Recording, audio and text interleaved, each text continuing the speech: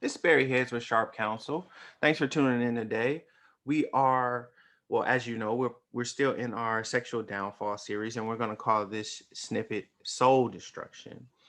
And I still want to hit on the general topic, not just of sexual discipline, but um, self-discipline, because it's all connected. And connect, as you know now, connection with the higher power is important because this deals with our sexual discipline. All right. So, in talking about how we destroy our own souls, which is a terrible thing, kings and queens of legend have assisted in their own downfall, and it's typically due to the fact because they have no self-discipline.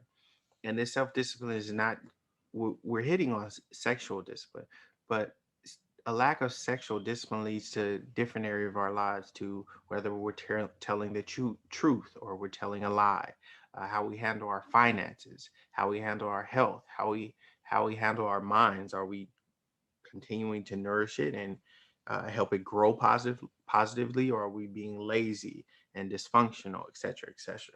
So discipline, which is the root, leads to sexual discipline and financial discipline and discipline with our minds and our bodies and our health, etc.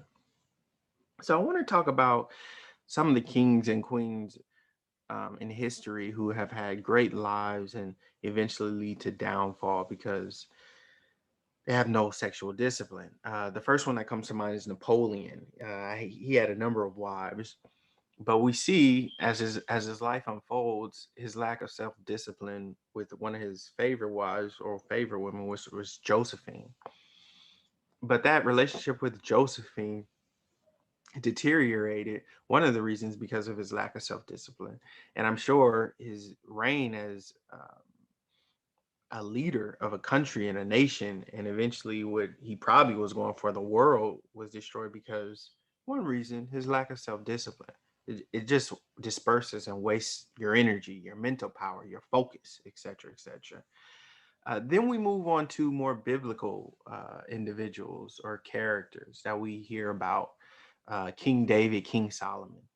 We all know the strength and the power and the intelligence and the favor King David had when we read biblical texts. But the women in his life actually destroyed him. We all know about Bathsheba, who eventually brought about Solomon, King Solomon. But his tryst with Bathsheba eventually led him to become an adulterer, a murderer, basically a thief. It eventually led to his downfall, and he didn't get away from it. Even though he eventually married Bathsheba, there was rape and incest in his family. His children were killed. One of his own sons tried to murder him. Um, it was just a plethora of chaos.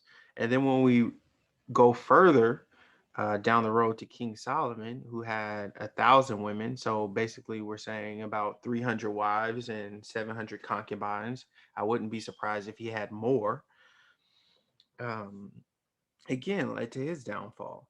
So when we talk about sexual discipline, some of us may not be technically a king or queen of a country or a nation or a region, but that's okay. We can learn from their failures because they failed on such a high level. With a lack of discipline, I think we destroy the soul. We destroy the soul. And the soul is a terrible thing to destroy. We get one in our lifetime. So anytime we get one, I try to make sure I do my best with it. We should be nourishing our souls. We should be nourishing our lives. There's nothing in life like living a joyful and peaceful existence. Having a joyful and peaceful existence is um, one of the most amazing things we can have. Now, if we don't take care of ourselves, the reverse can also happen.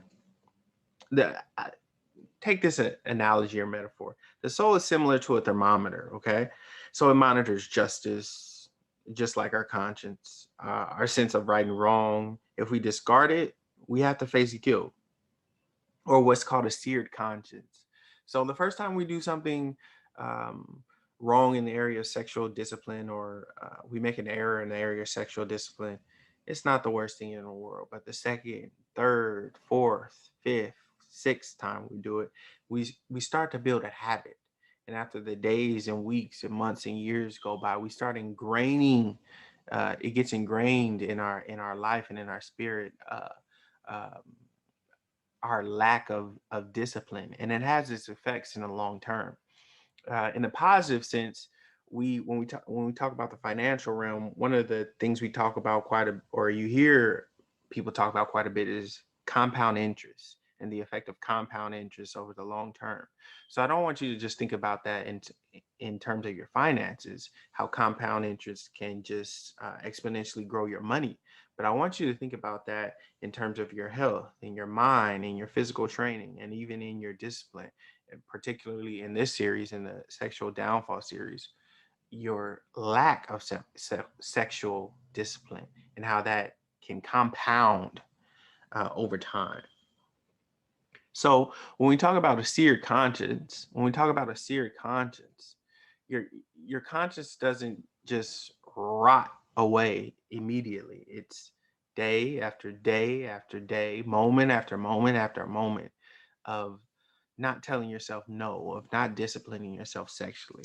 And then after a while, your conscience is just seared, or your spirit is just destroyed, because you haven't taken the time to discipline yourself sexually, or you haven't taken the time to get back on the right road sexually and be committed to living a pure, joyful, rich life. And whew, I've seen it so many times. We've all heard it on the news, seen it in magazines. Someone lives a undisciplined life, they get fired from a job. Someone lives an undisciplined sexual life, they get killed. Someone lives an undisciplined sexual life, they get STDs or STIs, etc. So the destruction of the soul begins slowly. Then it takes over the whole being. And when we talk about leadership, it leads to a downfall. So we've seen political leaders bring about their own downfall with a lack of self-discipline. We've seen military leaders bring about their own downfall with a lack of self-discipline. We've seen business leaders bring about their own downfall with a lack of self-discipline. And we've even seen leaders in academia bring about their own downfall with their lack of self-discipline. So take time, think, process, and get your sex life under control. This is Barry Heads with Sharp Counsel. Take care.